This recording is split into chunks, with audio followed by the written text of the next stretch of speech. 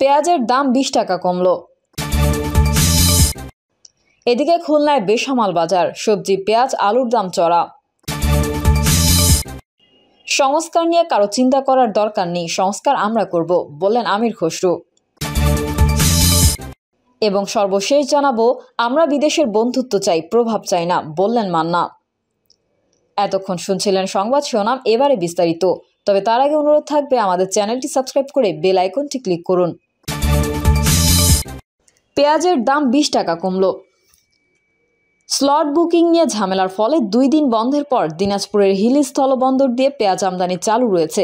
এতে করে বন্দরের পাইকারি পেঁয়াজের দাম স্থিতিশীল রয়েছে। খুচরা বাজারে সরবরাহ ভালো থাকায় পেঁয়াজের দাম কমেছে প্রতি কেজিতে 10 থেকে 20 টাকা। এদিকে পেঁয়াজের দাম কমায় স্বস্তি খুঁজে পেয়েছেন নিম্ন আয়ের খেটে খাওয়া মানুষ। এদিকে হিলির খুচরা বাজারে দেখা গেছে আমদানি করা ভারতীয় পেঁয়াজ বিক্রি হচ্ছে প্রকারভেদে 60 থেকে 70 টাকা দরে, যা 2 দিন আগেও 80 টাকা দরে বিক্রি হয়েছিল। পেঁয়াজ কিনতে আসা আহসান হাবিব বলেন, দেশীয় পেঁয়াজের দাম বাড়তির কারণে ভারতীয় পেঁয়াজ দিয়েই পরিবারের চাহিদা মেটাচ্ছিলাম। ভারত সরকার পেঁয়াজ রপ্তানি বন্ধ করে দিলে দাম বেড়ে যাওয়া শুরু করলো। যে পেঁয়াজ 60 থেকে 70 টাকা কিনলাম আগের দিন, আমদানি বন্ধের খবরে তা বেড়ে 80 টাকা হয়ে গেল। আবারও ভারত থেকে পেঁয়াজ আমদানি শুরু হয়, দাম কমতে শুরু করেছে। বর্তমানে পেঁয়াজের দাম আবারও 60 থেকে 70 টাকায় নেমেছে, যার কারণে আমাদের মতো নিম্ন আয়ের মানুষের জন্য সুবিধা হয়েছে। হিলি বাজারের পেঁয়াজ বিক্রেতা রহমত আলী বলেন, দেশি পেঁয়াজের সরবরাহ কম থাকায় দাম ঊর্ধ্বমুখী, যার কারণে আমদানি করা পেঁয়াজ দিয়েই ক্রেতাদের চাহিদা মেটানো হচ্ছিল। আমরা বন্দর থেকে যখন যেই দামে কিনি সেই মোতাবেক বিক্রি করি। তবে 2 দিন পেঁয়াজ আমদানি বন্ধ থাকায় দাম ঊর্ধ্বমুখী ছিল। বাড়তি দামে কেনায় বাড়তি দামেই পেঁয়াজ বিক্রি করতে হচ্ছিল। তবে আবারও পেঁয়াজ আমদানি অব্যাহত রয়েছে। এতে করে পণ্যটির সরবরাহ বাড়ায় দাম কমতির দিকে রয়েছে। এদিকে খুলনায় বেসামাল বাজার, সবজি, পেঁয়াজ, আলুর দাম চড়া। খুলনার বাজারে লাগামহীন সবজির দাম, পেঁয়াজ, আলুর দামও চড়া। অনেক দোকানে আবার সয়াবিন তেল বিক্রি হচ্ছে উচ্চ মূল্যে। দাম বাড়াতে চেষ্টা করা হচ্ছে কৃত্রিম সংকটের। ক্রেতা বিক্রেতাদের পাল্টাপাল্টি অভিযোগ। এদিকে ক্রেতাদের সঙ্গে কথা বলে জানা যায়, অনেক দোকানে বোতলজাত সয়াবিন তেলও নেই। মুদির দোকানিরা জানান, কোম্পানির চাল, ডাল, সুজি, হলুদ, মশলা সহ অন্যান্য পণ্য না নিলে বোতলজাত সয়াবিন তেল কিনতে পারছেন না দোকানিরা। আবার তেল কিনতে হচ্ছে বোতল কোম্পানির লেখা মূল্যে। এমন বেঁধে দেওয়া শর্তের কারণে তেল রাখছেন না অনেক দোকানিরা। ফলে খুলনায় বোতলজাত তেলের কৃত্রিম সংকট সৃষ্টি হয়েছে। খোঁজ নিয়ে দেখা যায়, বোতলজাত প্রতি লিটার সয়াবিন তেলের মূল্য 166 টাকা হলেও দোকানে বিক্রি হচ্ছে 180 টাকা পর্যন্ত। আর খোলা তেলের দাম লিটার প্রতি 182 থেকে 185 টাকা রাখা হচ্ছে। এদিকে খুচরা সবজি বিক্রেতারা বলছেন, আমরা পাইকারি আড়ত থেকে সবজি কিনে নিয়ে এসে খুচরা বিক্রি করি, আমাদের সামান্য লাভ থাকে। বেশি দামে সবজি কিনতে হচ্ছে বলেই বেশি দামে বিক্রি করতে হচ্ছে। মুদির দোকানি স্বপন মণ্ডল বলেন, অন্যান্য প্রোডাক্ট না নিলে কোম্পানির লোকজন তেল দিতে চাচ্ছে না। অনেকে আবার তেল দিলেও বোতলের গায়ের দামই আমাদের কাছে বিক্রি করছে। এগুলো নাকি কোম্পানি থেকে তাদের নির্দেশ দিয়েছে। আমি তো খুচরা বিক্রি করি। নতুন বাজারে আসা ক্রেতা হাফিজুর রহমান বলেন, এখন শীত মৌসুম, বাজারে শীতকালীন সবজির অনেক সরবরাহ, কিন্তু দামই কমছে না। সেই সঙ্গে আলু পেঁয়াজের দামের অবস্থাও গরম। তার সঙ্গে আবার সয়াবিন তেলের দাম বাড়ানোর চক্রান্ত চলছে। অনেক দোকানে বোতলের তেলের দামও বেশি নিচ্ছে। আমরা সাধারণ মানুষ একেবারে জিম্মি হয়ে পড়েছি।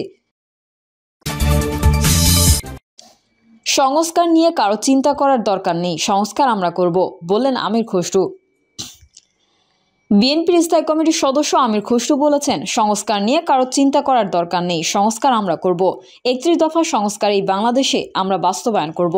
নির্বাচনের আগে জাতীয় ঐকমত্যের ভিত্তিতে নির্বাচনী সংস্কার সহ যে কয়েকটি সংস্কার দরকার সেটা করতে সময় লাগবে না।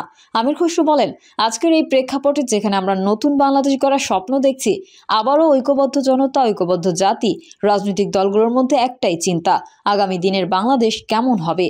বিএনপির এই নেতা বলেন, স্বৈরাচারের দোসররা কিন্তু বাংলাদেশে তাদের কার্যক্রম বিভিন্নভাবে শুরু করেছে। কখনো আনসারের বিদ্রোহ, কখনো সংখ্যালঘু, কখনো অটোরিকশার মাধ্যমে প্রতিনিয়ত বিভিন্নভাবে অস্থিতিশীল পরিবেশ সৃষ্টির চেষ্টা চলছে। স্বৈরাচারকে সরিয়েছি আজ, কিন্তু আমাদের ঐক্যকে অটুট রাখতে হবে। তিনি বলেন, অন্তর্বর্তী সরকারকে সার্বিক সহযোগিতা করে যাচ্ছি এবং আমরা সেটা করতে চাই। এই কারণে এই অন্তর্বর্তী সরকারের শান্তিপূর্ণভাবে গণতান্ত্রিক প্রক্রিয়ায় ক্ষমতা হস্তান্তর ছাড়া আর কোনো পথ নেই। এজন্য আমাদের এই প্রক্রিয়ায় সবাইকে ঐক্যবদ্ধভাবে এগিয়ে যেতে হবে। আজ যেই ঘটনা ঘটছে তা জাতির জন্য সুখবর নয়। তিনি আরও বলেন, বিভিন্ন দাবি নিয়ে বিভিন্ন গোষ্ঠী, বিভিন্ন সংস্থা নামছে।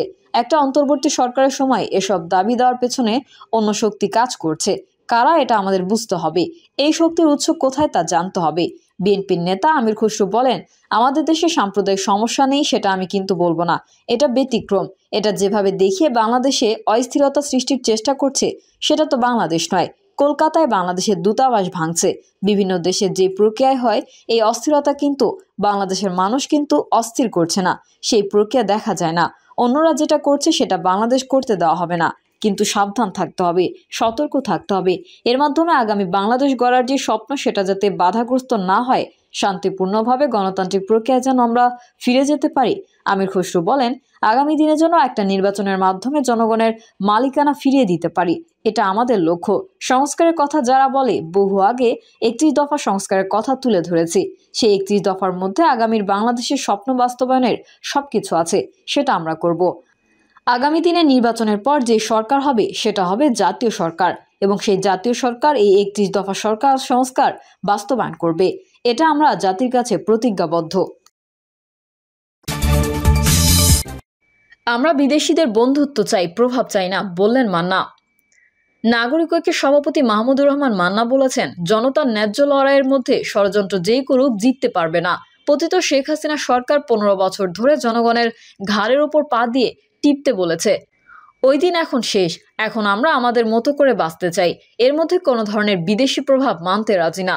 আমরা বিদেশের বন্ধুত্ব চাই, কিন্তু প্রভাব চাই না। মাহমুদুর রহমান মান্না বলেন, দেশে 52 থেকে 53 বছর ধরে মানুষের জীবনের কোনো মূল্য ছিল না। মানুষকে পাখির মতো গুলি করে হত্যা করা হতো। তার জন্য অভিযোগও করা যেত না। দেশের কোটি কোটি টাকা পাচার হয়ে যেত। যে দেশে প্রধানমন্ত্রীর পিয়ন 400 কোটি টাকা সম্পদের মালিক হয়েছিলেন, এবং সেই কথা তৎকালীন নির্লজ্জ প্রধানমন্ত্রী গর্বের সঙ্গে সবার সামনে বলতে পারতেন, আমরা সেই দেশের বদল চাই।